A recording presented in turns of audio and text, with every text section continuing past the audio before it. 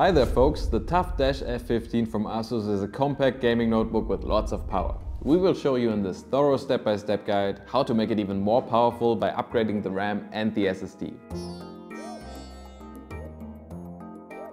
First up, let's give some credit to the laptop itself, since ASUS have once again delivered a nice, understated design that doesn't scream gaming laptop with countless RGB bells and whistles. The upper part has an aluminum finish, while the bottom cover is made of dense plastic. For this little operation, we'll only be focusing on the latter. You have two options to upgrade this already powerful laptop, the SSD storage and the RAM. For a RAM upgrade, you should get two matching DDR5 sticks in the SODIMM form factor. They should at least have a clock speed of 4800 MHz. To upgrade the storage, get one or two PCIe 4.0 SSDs and make sure that they come in size 2020-80.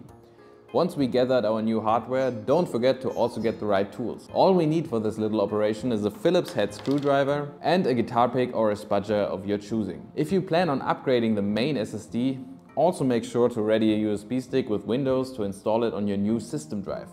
Two little things before we start. Ground yourself by touching the radiator or another metal structure in your home, and, very important, turn off your laptop by shutting it down in Windows. I know that sounds pretty obvious, but you wouldn't believe the amount of people that start working on their laptops while they are still in sleep mode. So, laptop's off and you've grounded yourself?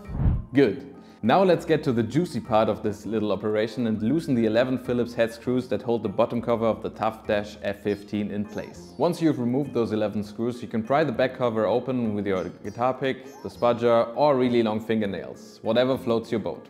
You know that you're on the right track when you hear some plastic, tiny hooks snapping out of place.